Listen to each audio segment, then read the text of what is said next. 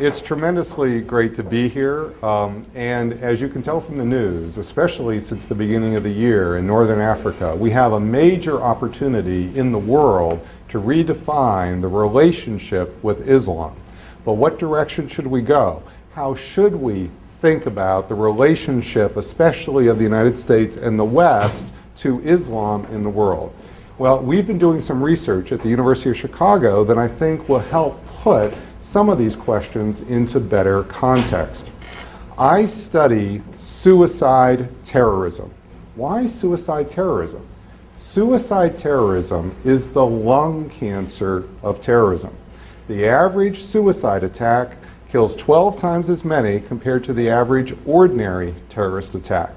Without the element of suicide, the 9/11 hijackers could never have killed 3,000 people. How do we know that? In 1993, there was an ordinary terrorist attack against the very same World Trade Center where terrorists put a truck bomb under in a garage, tried to fell one of the towers, killed 6 people. Well, we certainly didn't turn our country upside down over that terrorist attack in 1993. We didn't turn our foreign policy upside down over that ordinary terrorist attack.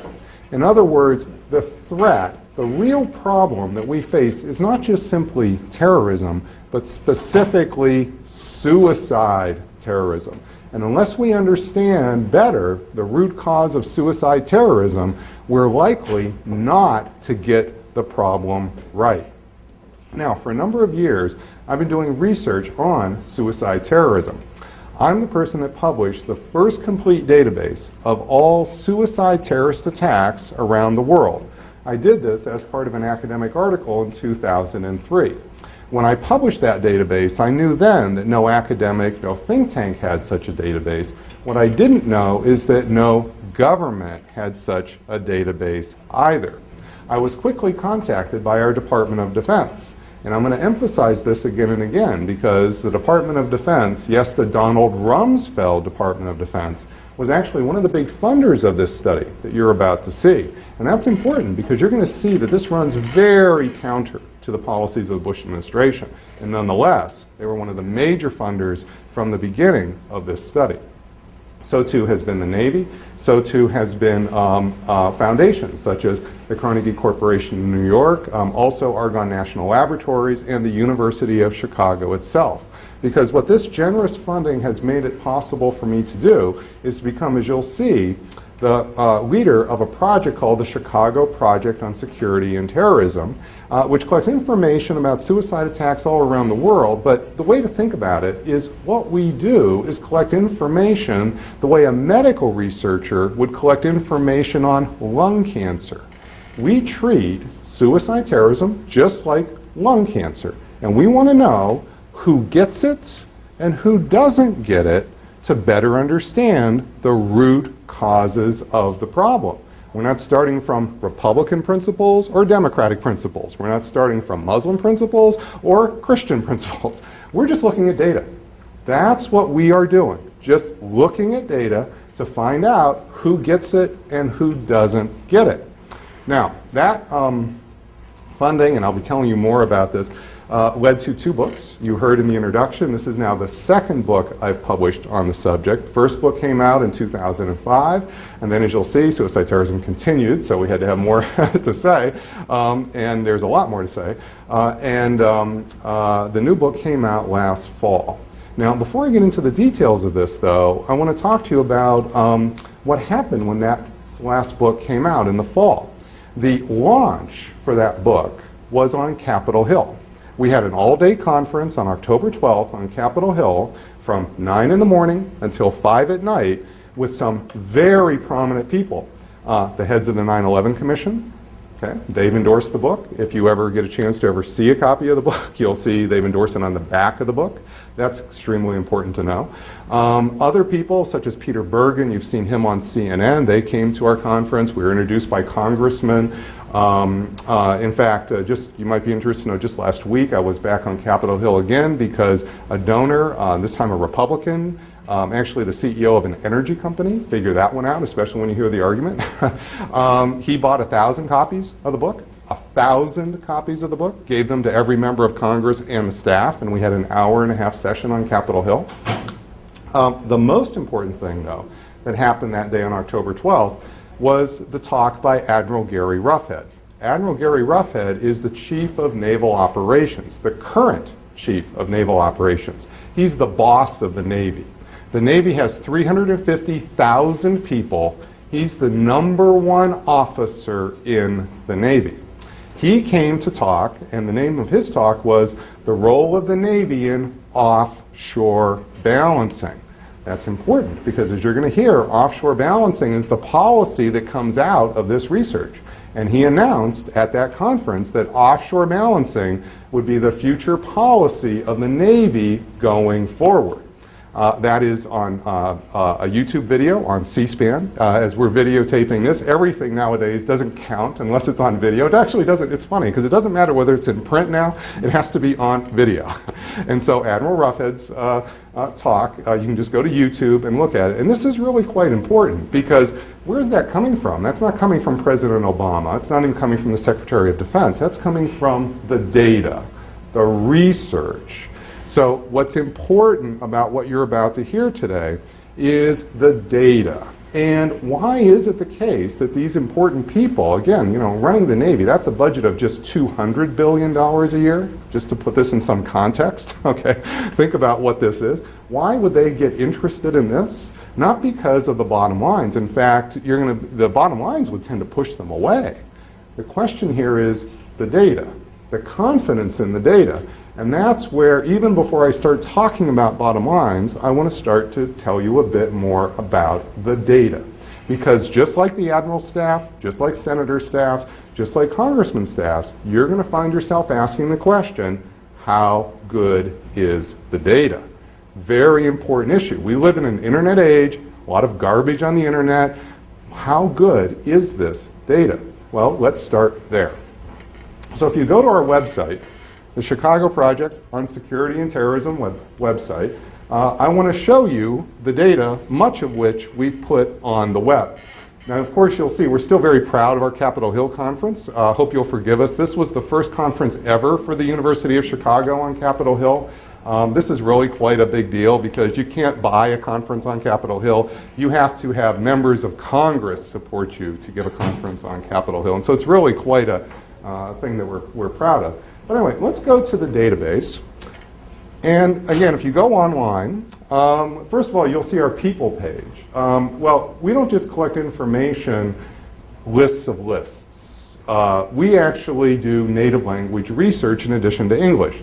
We collect all of the information that we can find all around the world, not just in English, but in native languages associated with this phenomenon. Arabic, Hebrew, Tamil, Russian, Urdu. This gives you a sense of our people. We also don't just sit in computers and desks in Chicago and do this. We send people to buy things basically on black markets in Cairo, Damascus, Beirut. We are not, again, just a list of lists. We are the primary source of this information, as you're going to see. So this is just we believe, the world's best collection of information on suicide terrorism that there is. Now, to show it to you, let me go to our online database, and you'll see that how easy it is to use. And you'll see our data begins in the early 1980s. That's when the modern phenomenon really begins. And if we search by location, I'm going to pick Lebanon because you're all familiar with Hezbollah, the famous suicide terrorist group. And let me just search Lebanon here. And you'll see, oh, there are 38 suicide attacks. And you'll see some general statistics. But again, how good is the data? And you will find yourself asking this question over and over as we go further into this. Well, at the bottom, since 1980, 1981. 81. Yeah, that's when the modern phenomenon begins, sir. And it's okay to ask quick questions like that. That doesn't bother me whatsoever. And it's because we have looked very hard in the years before that. It does not seem to exist. And I'll tell you a little bit more about that in a second. But let me again get into the quality of the database. So you see that we've given you a list of attacks, no surprise so far, and we can go to view details for the first attack. And here on the card, right away you see, oh, okay, not just information on the date of the attack or number killed, but very specific information, often the name of the suicide attacker, socioeconomic data about the suicide attacker. We have this level of information for over 2,200 suicide attacks. That's just one card. Okay, on our database, we have over 2,200 suicide attacks. But again, this is still just a summary. How good is the data? At the bottom, you see sources that look like footnotes. Each and every bit of data you're going to see me talk about today has been corroborated by a minimum of 2 independent sources of data. And often we have 4 and 5 sources of data for every bit of information you're about to see. But again, I'm still just asserting that. Well, if you go to the sources, you can see view source. And we put online for free the actual textual source of each and every one of those sources so that you could verify this for yourself. Or if you have a staff like the Admiral's staff, you can say, here are 25 people, go spend a week, try to break the database. See what's in there that's shouldn't be in there, see what's missing, ... We make this isn't a verifiable database. This is a verified database. And this is a very important thing to happen, and it's very important to do this work at a university setting, because those of you who are not familiar with the differences between a university and a think tank in Washington, think tanks in Washington live off of soft money. That means they need new funding year after year. That means they want to sell their data over and over and over again. Once you put this online for free, I cannot go and sell the data. You see what I mean? And that's very, very important because that means that there is a public dissemination aspect to what we're doing at the university that's really not replicable really outside of a university. And we have over 10,000 documents on the web for free to verify the database. Now, we have made it difficult for you to simply download everything and try to sell it yourself. Okay, so we haven't made it so easy to steal, but the fact of the matter is this is why people are having real confidence in what the findings are. Not just simply because of the findings, but because there's real confidence underneath this that this is actually quite excellent data. Now, what does the database show? I want to talk to you about the database in 2 parts. First, the world of suicide terrorism around the world from 1980 to 2003. Think about that as suicide terrorism before the Iraq War, and then from 2004 on. Think about that as the world of suicide terrorism after the Iraq War. Well, from 1980 to 2003, there were 343 completed suicide terrorist attacks defined in the classic sense you would expect when I use that term of an individual killing himself, or herself on a mission to kill others. That's what we're tracking. That's classic definition. The world leader during this period is not, and I want to underscore, not an Islamic group. They're the Tamil Tigers in Sri Lanka, a Marxist group, a secular group, a Hindu group. The Tamils in Sri Lanka did more suicide attacks than Hamas or Islamic Jihad. Further, at least a third of all Muslim suicide attacks are by purely secular groups such as the PKK in Turkey, which is another Marxist, read anti-religious suicide terrorist group. Notice over 50% are not associated with Islamic fundamentalism. Now think about that for a moment. What do most people think is driving suicide terrorism? Religion. Any older religion? No. Islamic fundamentalism. It doesn't hold up, ladies and gentlemen. It simply doesn't hold up. The facts don't fit.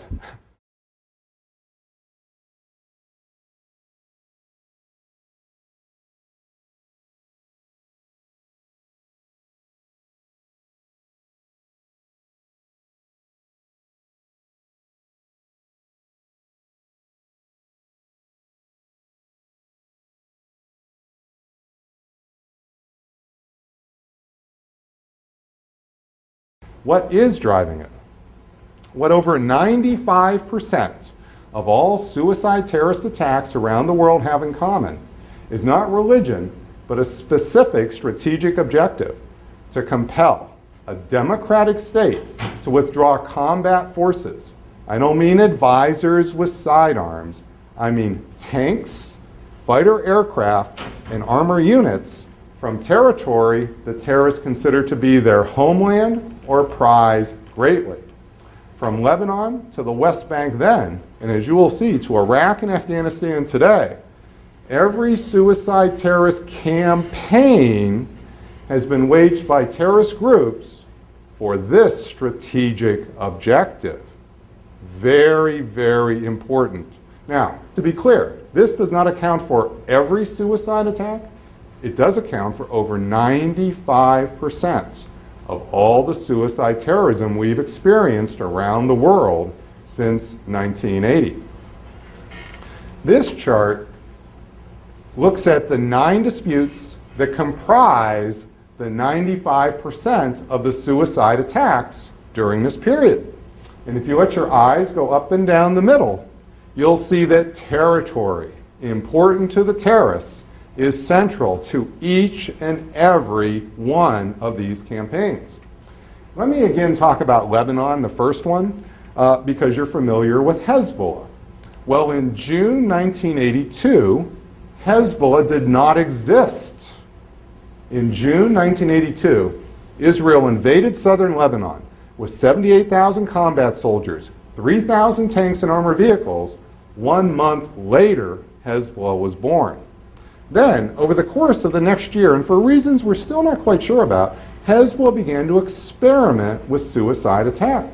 And the fourth suicide attack was against the U.S. Marines in Beirut in October 1983 that killed 241 of our Marines, the loss of 1 bomber. That's 10% of the force. 10% of the force. The same day, a Hezbollah suicide attacker struck the French troops, killing 58 French soldiers. Again, about 10% of the force. The loss of 1 bomber. Well, Ronald Reagan, no pacifist, just a few months later, decided to withdraw all American combat forces from Lebanon rather than face the risk of another suicide attack. And then the French left when we did, and Israel withdrew first in 1986 to a 6-mile security zone in the southern part of Lebanon, and then in May 2000, the Israeli army left Lebanon altogether. And what's significant about the withdrawals of those combat forces is that Hezbollah suicide attackers did not follow the Americans to New York, or the French to Paris, or even the Israelis to Tel Aviv. Do you know how many Hezbollah or any Lebanese suicide attacks have occurred since May 2000 when the Israeli army left southern Lebanon? 0. Not a single one. Not even during the summer of 2006, when you'll remember there was a 3-week air war between Hezbollah and Israel. Now think about that, ladies and gentlemen.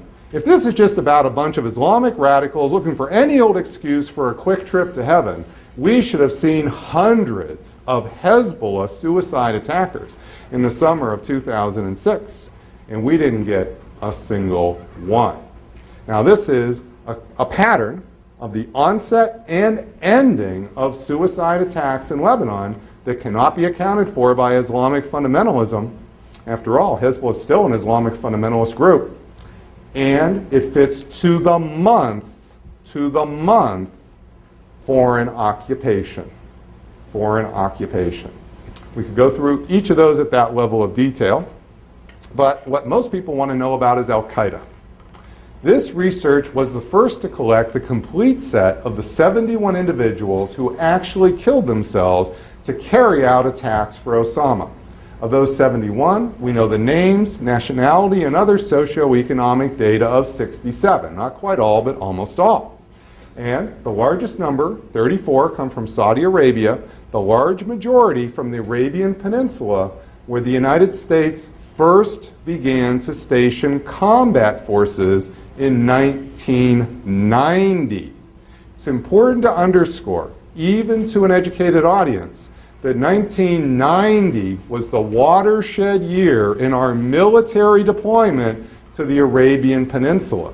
Yes, before 1990, the United States had a few hundred advisors there, mostly Marines with sidearms standing guard in front of an embassy, but no tanks, no fighter aircraft, no armor units, going all the way back to World War II. We put those forces in to kick Saddam out of Kuwait. We kicked him out of Kuwait in March 91 and never left. From that day on, March 91 on, we kept between 12 and 30,000 combat soldiers stationed on the Arabian Peninsula. And the Al-Qaeda attacks start 5 years later in 1995. Moreover, notice where the Al-Qaeda suicide attackers are not coming from. Iran. Surely an Islamic fundamentalist population, 3 times the population size of Saudi Arabia. No Al-Qaeda suicide attackers. Sudan. Sudan is an Islamic fundamentalist country, about the same population size as Saudi Arabia, and with a brand of Islamic fundamentalism so congenial to Osama, he chose to live there for 3 years in the 1990s. No Al-Qaeda suicide attackers. Bangladesh, one of the largest Islamic fundamentalist populations on the planet, over 110 million people, and no Al-Qaeda suicide attackers. If this was about Islamic fundamentalism, we would see, ladies and gentlemen, a very different pattern in who was producing the suicide terrorists. I'm glad to go through and actually talk about the specifics case by case by case on the other ones. But let me again keep coming back to the heart of this, because so far we've just talked about the data. But before I just keep talking more about data, I want to let you listen to the Al-Qaeda suicide attackers themselves. I want to show you martyr videos from 4 of the actual 9/11 hijackers. I want to show you 2 martyr videos from 2 of the July 2005 suicide bombers for Al-Qaeda in London. These videos were made before they did their suicide attack, given to Al-Qaeda, and then Al-Qaeda, as you'll see, put in some extra pictures. They put in like pictures of the buildings falling with the 9/11 guys so that you can associate them more tightly with the attack. But these are their last video will testimonials, and we put them together so you can follow this a little easier because with their subtitles. The 4 9/11 guys, they're Saudis, they're going to speak to you in Arabic, so there's subtitles underneath you can more easily follow. The 7/7 bombers, the July 2005 bombers from London, they're Brits, they're going to speak to you in English, so we will bookend the 9/11 guys. We'll start with one Brit, go to the 4 9/11 guys, and then go to another Brit.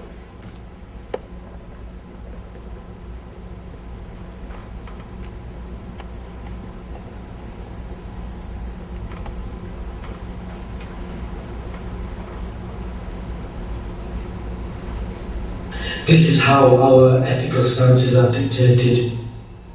Your democratically elected governments continuously perpetuate atrocities against my people all over the world, and your support of them makes you directly responsible, just as I am directly responsible for protecting and avenging my Muslim brothers and sisters. Until we feel security, you will be our targets, and until you stop the bombing, gassing, imprisonment and torture of my people, we will not stop this fight. We are at war and I am a soldier. وأقول للقيادة الأمريكية إن أرادت سلامة جيوشها وشعبها فلتسحب جميع قواتها من بلاد المسلمين ولتخرج من جميع أراضيهم، وإلا فلتنتظر الرجال ولتجهز توابيتها وتحفر قبورا لأبنائها ولتستعد لأن تذوق الويل والوبال القادم على قياداتها وشعبها بإذن الله. وإن من المصائب العظام التي أصيبت بها الأمة الإسلامية هي احتلال بلاد الحرمين من قبل الجيوش اليهودية الصليبية وعلى رأسها أمريكا، وإن هذا الاحتلال أكبر خيانة وكارثة في تاريخ الإسلام، فلم تضر جزيرة العرب مثل هذه الجيوش الأمريكية الجبارة التي تنقر أساطيلها بحار الجزيرة وتبرر طائراتها سماء المنطقة وتدب فيالقها فوق أثوابها. أسألكم بالله تعالى ماذا يجري اليوم في بلاد المسلمين؟ احتلال واضح لا غبار عليه، وأنتم أيها العلماء تقولون هذا وتقرونه حتى لبلاد الحرمين. كيف لا ونحن قد دفنا في بيت ربنا ومسجد نبينا وقبلتنا ومقدساتنا، واحتللنا من قبل اليهود والنصارى، وهي أعظم مصيبة بعد مصيبة وفاة الرسول صلى الله عليه وسلم. ومما يزيدها عظما أن هذا الاحتلال تم بالتعاون مع الحكام المرتدين، وجزيرة العرب منذ أن خلق الله صحراءها وحفها ببحارها لم يلهمها مثل هذا البلاء قط، فإنا لله وإنا إليه راجعون. وما بلاد الحرمين فيه من احتلال وتردي هو مخطط من اليهود والنصارى، وعلى رأسهم أمريكا دمرها الله، التي ما نزل بالإسلام والمسلمين من مصيبة إلا كانت سببا فيها. What you have witnessed now is only the beginning of a series of attacks which inshallah will intensify and continue until you pull all your troops out of Afghanistan and Iraq, until you stop all financial and military support to the US and Israel, and until you release all Muslim prisoners from Belmarsh and your other concentration camps. And know that if you fail to comply with this, then know that this war will never stop, and that we are ready to give our lives 100 times over for the cause of Islam. You will never experience peace until our children in Palestine, our mothers and sisters in Kashmir, our brothers in Afghanistan and Iraq feel peace. So what you are seeing is powerful evidence that the main cause of suicide terrorism is foreign occupation. And foreign occupation is the main cause of both secular and religious suicide terrorism. Suicide terrorism is the lung cancer of terrorism. The smoking is foreign occupation. It's the trigger. Of the people who get lung cancer, 85% have smoked. Of suicide terrorist attacks, over 95% are in response to foreign occupation. If anything, the empirical linkage between suicide terrorism and foreign occupation is tighter than between smoking and lung cancer. This is a very important empirical connection. It's important because if we ignore it, then we'll either have policies which will be irrelevant or simply make the problem worse. This is the key thing that comes out of the data. This is why it's so important whether that data, every single attack is there and every single attack actually occurred, and why so many important folks are taking it into account. And you're seeing it, I will venture to say, and we'll talk more about Libya, even as we play this out with Libya as time goes on. This is a very important thing for us, ladies and gentlemen, to pay attention to.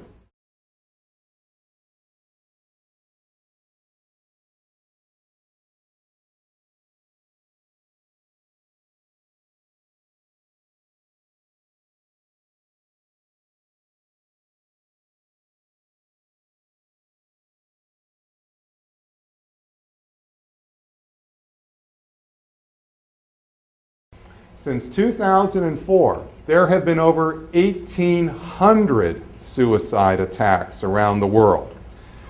And they've been not scattered around the world, but concentrated in the areas of our occupation. Think about this for a moment. From 1980 to 2003, 300 attacks. Since 2004, 1,800 attacks. 6 times as many in a quarter of the time. And again, concentrated in the areas of our occupation. The more we've occupied to try to stop the terrorism, the more terrorists we've produced. Donald Rumsfeld famously asked 5 years ago, are we producing more terrorists than we're killing? The answer is clearly yes. We're producing more terrorists than we're killing. Also notice how many are anti-American. In the year 2000, that is the year before 9/11, there were 20 suicide attacks around the world. 1 anti-American inspired against the U.S. Cole. 1, 5%. Last year, 300 suicide attacks around the world, 270 against Americans or people working with or for America. Ladies and gentlemen, the world of suicide terrorism isn't just getting bigger. It's becoming nearly all anti-American suicide terrorism. This is not a healthy thing for us, for Americans, or for our country. This is not a good trend. Now, for these patterns to be wrong, our team would have had to have missed not just 5 suicide attacks around the world, or even 50. With over 2,200 data points, our team would have had to have missed hundreds of suicide attacks around the world since 2004 that are occurring in some country not on this chart. I don't mean an extra 200 in Iraq or less in Iraq. I mean 200 attacks in Bangladesh, 200 attacks in Mozambique, 200 attacks in South Africa, 200 attacks in Brazil. I cannot swear to you that we've literally got every single attack, although I really don't think we've missed even 5. And if you think we've missed any attacks, you just go ahead, send me an email, man, our team there, that's what they do. We're awfully glad to just put that right in the database, get the verified up. We're all up for modifying the database. But I'm sure, and the Admiral staff is sure, our intelligence services are sure, and a lot of folks on Capitol Hill are sure, there haven't been 200 that we've missed since 2004. You would know that. You would know that. And that means that we have tremendous confidence in the robustness of this finding. Tremendous confidence.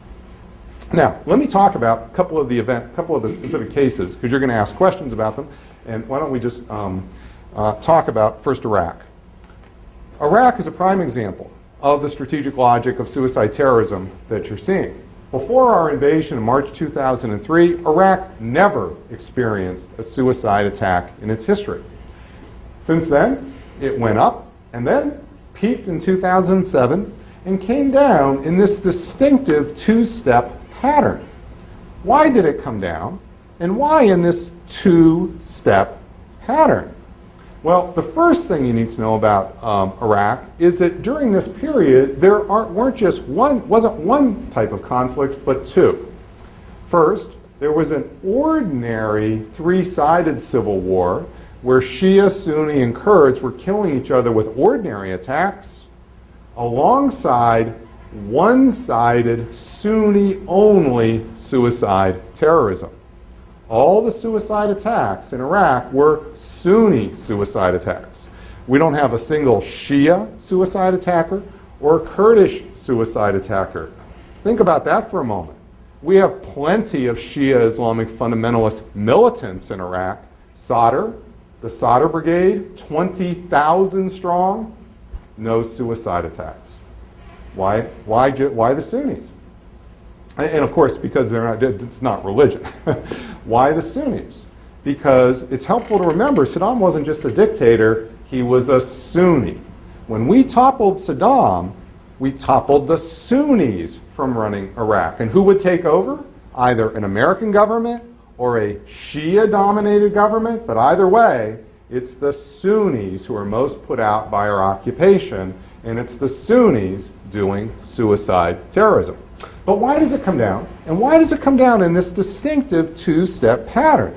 07 to 08 and then 08 to 09. Well, many people might say, oh, 07 to 08. Professor Pape, there's a good explanation for that. The surge. We surged 21,000 troops into Iraq during that window, and that's what brought down the Sunni suicide terrorism.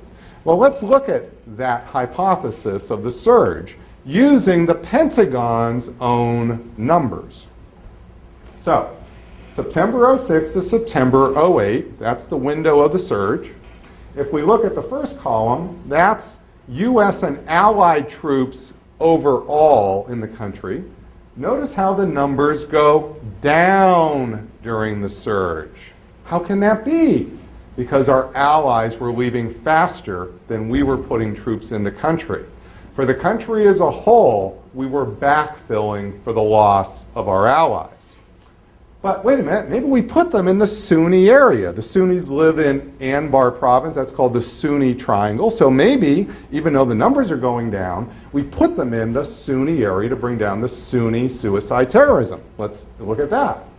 We do put a few more thousand troops in, 34 to 38K, but nowhere near the 100,000 troops we would have had to put into that area according to General Petraeus's counterinsurgency manual. I'm very familiar with that manual because it was published by the University of Chicago Press, and I was the key reviewer who argued in favor of publishing that manual. This is not anti-troops, this is not anti-General Petraeus, this is not anti-counterinsurgency doctrine. It's just we didn't do counterinsurgency doctrine. That's not what we did.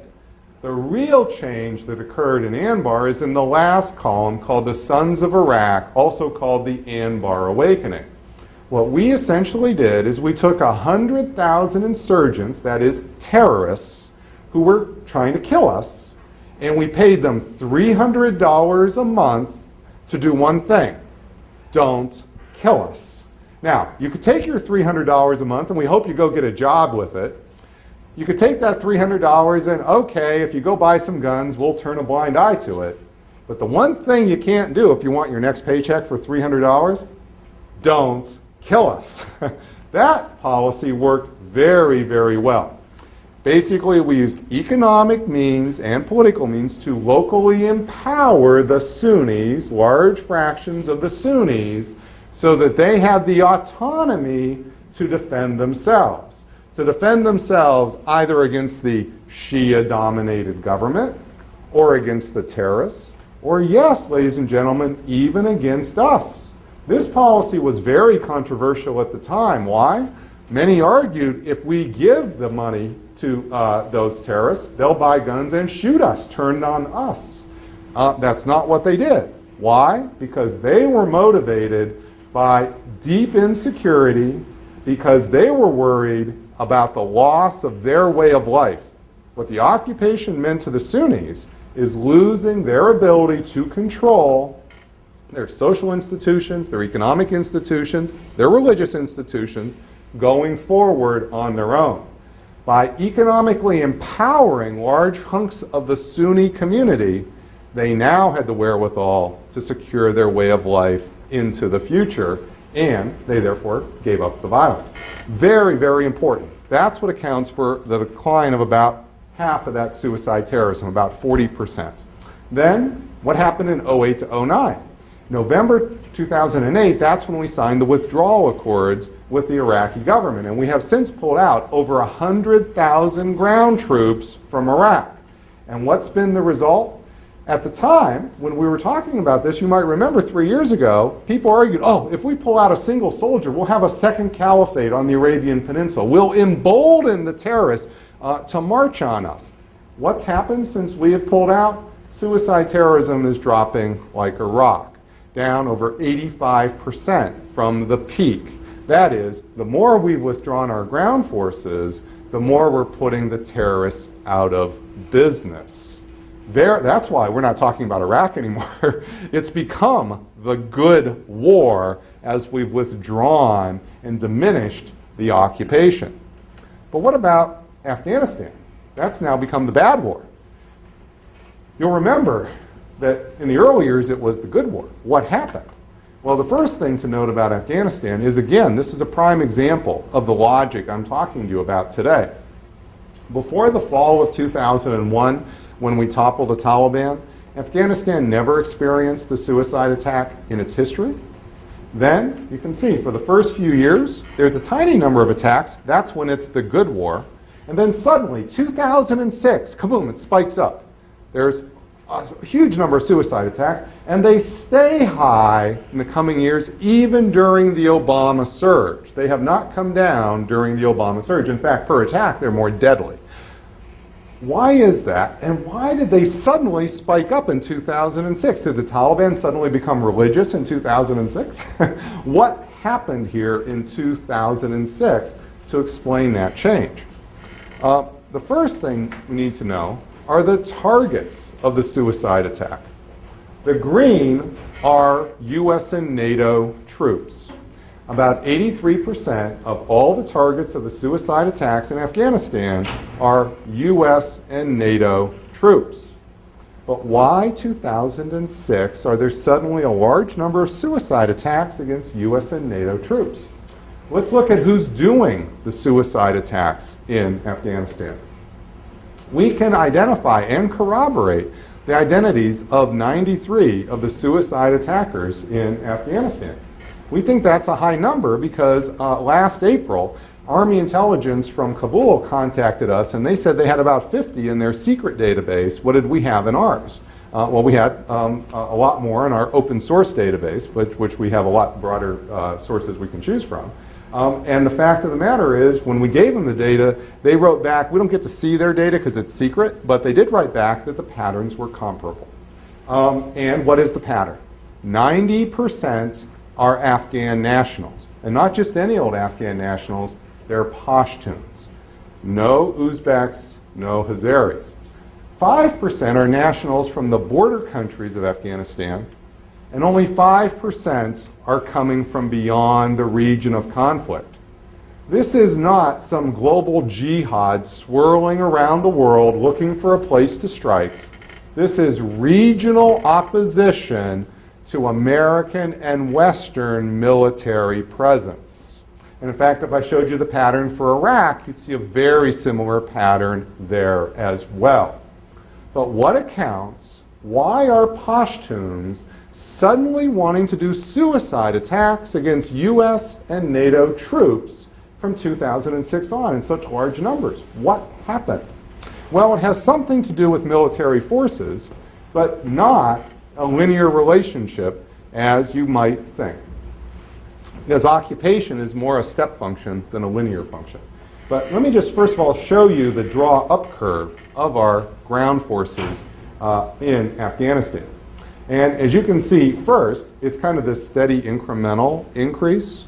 Obama's surge in 2010 was nothing new. That was just simply the last surge of over 20,000 troops into the country in recent years. There's nothing special about the Obama surge. But what happened here, most important, is to notice in these early years, we not only had a few number of troops in the country, they were only in Kabul, the capital city, not spread around the rest of the country. They were there essentially as Karzai's personal security guard because we were terrified Karzai would get assassinated. You see, Karzai was not our first choice. The CIA picked Karzai to put him in power. He was not living in Afghanistan, but he was our second choice. Our first choice you haven't heard about. His name is Gul, G-U-L. You can find out about him on the internet, and you'll find in October 2001, as we're starting to work with the Northern Alliance, the CIA starts to secret in Gul into the country, and the Taliban get him and send him back to Langley in boxes. And so he was killed, and Karzai was our second choice. And so we were very concerned that he would be assassinated.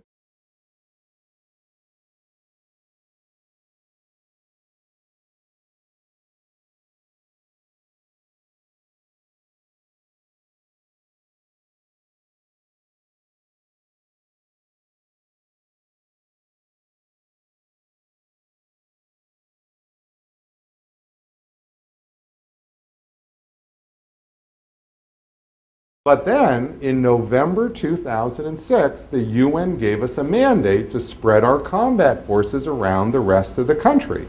and ISAF, that's the name of the International Security Agency there, developed a plan. This is the actual map from the ISAF plan to occupy the rest of Afghanistan. Stage 1, go north, our friends, the Northern Alliance. Stage 2, go to the west, more friends. Then in 2005, early 2006, what happens? We go to the south and the east. Those are the Pashtun areas of Afghanistan, the Badlands, if you would, and that's when we get an explosion of suicide terrorism in Afghanistan by Pashtuns against the military forces directly occupying them. Now, Pakistan. Where is Pakistan? Just on the other side of the border here. And who lives in the western parts of Pakistan? Pashtuns. It's the other half of the Pashtun homeland. And if I showed you the curves for suicide terrorism in Pakistan, you'd see a very similar pattern to Afghanistan with a 6-month lag. That is, there the spike up happens in 2007. And why? What happened there? As we were directly occupying this half of the Pashtun homeland in early 2006, we put pressure on Musharraf, then the president of Pakistan, to take 100,000 Pakistani army troops that were defending the country in the east against who's the #1 threat to Pakistan? India. You remember that we might think it should be the Taliban or Al-Qaeda, but in 2002 there was that little nuclear war they almost had that almost cost 30,000 dead Pakistanis. Okay, that's the #1 threat to Pakistan. And the Indian Army was defending Islamabad. If you ever look at the map, you'll see it's not a lot of distance there. Well, we put pressure on Musharraf to take 100,000 of those troops and put them on top of the other part of the Pashtun homeland. What was the result? Pashtun suicide terrorism there exploded. 3/4, not 100%, but 3/4 of all the suicide attacks in Pakistan have been directly against the Pakistani army in the western districts of Pakistan. And what happened to Musharraf? That's when his legitimacy plummeted. You see, when he did that, he put America's interests ahead of Pakistan's interests, and he lost support inside the country almost completely and just within a period of months. We saw that Musharraf was losing support, and what did we do? We decided we needed a backup. Benazir Bhutto, you might remember, she ran Pakistan in the 1990s. She had been living in London and been basically knocking on the White House's door for years, asking could she please go to Pakistan with the White House support. Well, we finally called her up and said, Ms. Bhutto, we need you. We want you to go to Pakistan because we're worried about Musharraf. Well, she gets there in fall of 2007. And in early October 2007, Ayman al-Zawahiri, bin Laden's #2, wrote her a letter. That letter said, we know you're an American agent. We know you're a backup to Musharraf. Leave or we will kill you. She didn't leave. 2 weeks later, she died in a suicide attack. They killed her. This is why, also, we have so many problems between now the United States and the Pakistani government. Notice how this has created a lot of problems. By militarizing, I call it indirect occupation of this part of Afghanistan, we're essentially breaking Pakistan apart. This is not a good thing. This is not a good thing.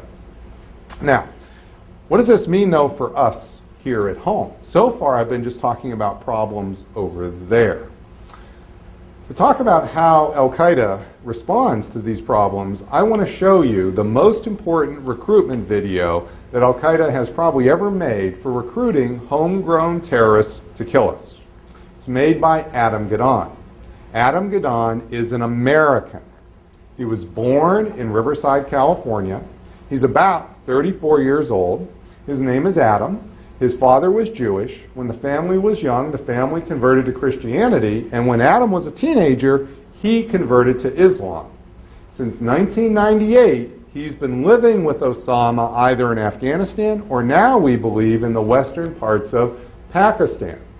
This was his coming out video. The first time his face was ever shown, the big one, came out in 2006. As you're going to see, he's the poster child for recruiting homegrown terrorists to kill us. I just want you to listen to Adam's pitch. It's crucial for Muslims to keep in mind that the Americans, the British, and the other members of the coalition of terror have intentionally targeted Muslim civilians and civilian targets, both before as well as after September 11th, in both the First and Second Iraq Wars, as well as in their forays into Somalia, and the Sudan and Afghanistan, just to give you a few examples. And they've done this with the support and backing of their populations and electorates. I mean, even if there have been some feeble protests scattered here and there in the West, chiefly against the latest war in Iraq, all the same, the governments which started these wars have been re-elected by a majority of the popular vote. In their aggression against Afghanistan, which for Westerners and their mercenary sympathizers is the least controversial of Bush and Blair's terrorist wars, they have targeted civilians for assassination and kidnapping. They kidnapped any non-Afghans they found and shipped them off to Guantanamo or worse. Many were handed over to the American and British-backed despotic regimes of the Islamic world to be brutally interrogated. And with the blessing and support of that notorious Afghan killer, Hamid Karzai, they've murdered thousands of Afghan civilians as they slept in their beds, traveled on the roads, attended weddings, and prayed at the mosques. I know they've killed and maimed civilians in their strikes because I've seen it with my own eyes. My brothers have seen it. I've carried the victims in my arms. Women, children, toddlers, babies in their mother's wombs. You name it, they've probably bombed it. I could go on, and that's just Afghanistan. We haven't talked about American and British atrocities in the two Iraq wars. Let's take a look at the latest to be revealed. In Mahmoudiyah, 5 American soldiers gang rape an Iraqi woman, and then to hide the evidence, murder her and 3 members of her family and burn her body. And then, when our Mujahideen take revenge on the unit which committed this outrage and capture and execute 2 of its members, they're called terrorists, and Muslims are supposed to disown them or face the consequences. And I'm not saying that we should go and slaughter their women and children one by one like they did ours at Haditha and Ishaqi and Mahmoudiyah and God knows where else. Even if some of our legal experts have permitted that. And even if it's hard to imagine that any compassionate person could see pictures, just pictures of what the Crusaders did to those children, and not want to go on a shooting spree at the Marines' housing facilities at Camp Pendleton. But what I am saying is that when we bomb their cities and civilians like they bomb ours, or destroy their infrastructure and means of transportation like they destroy ours, or kidnap their non-combatants like they kidnap ours, no sane Muslim should shed tears for them. And they should blame no one but themselves, because they're the ones who started this dirty war, and they're the ones who will end it, by ending their aggression against Islam and Muslims, by pulling out of our region, and by keeping their hands out of our affairs. And until and unless they do that, neither Forest Gate-style police raids, nor Belmarsh or Guantanamo prison cells, nor the mosques and the Imams Advisory Council will be able to prevent the Muslims from exacting revenge on behalf of their persecuted brothers and sisters. So, no 72 virgins. Hardly any discussion of Islam as a religion. From beginning to end, this is an empathetic plea to respond to the plight of a kindred, yes Muslim, kindred population under a foreign occupation facing atrocities. This is also why our, quote, information war, our approach to this problem is going wrong. You're not going to stop this or confront this by explaining, having imams or anybody come up and say, the Quran does not support terrorism. He doesn't care. He's talking about a foreign occupation. This is what we're up against. The reality, if you notice, he has many facts here. He's like a good politician, spinning the facts. He's making the facts serve his purpose, but underneath it, also like a good politician, he's not making up the facts whole cloth. All those events he's talking about actually happened. In fact, he gives us no credit for policing ourselves, but those events did happen. This is what we need to confront. If we're going to actually stop suicide terrorism, we need to understand the actual motive of suicide terrorists, how the suicide terrorist organizations work on that motive, and then pursue policies that are directly relevant and don't make the problem worse. Now, what should those policies be?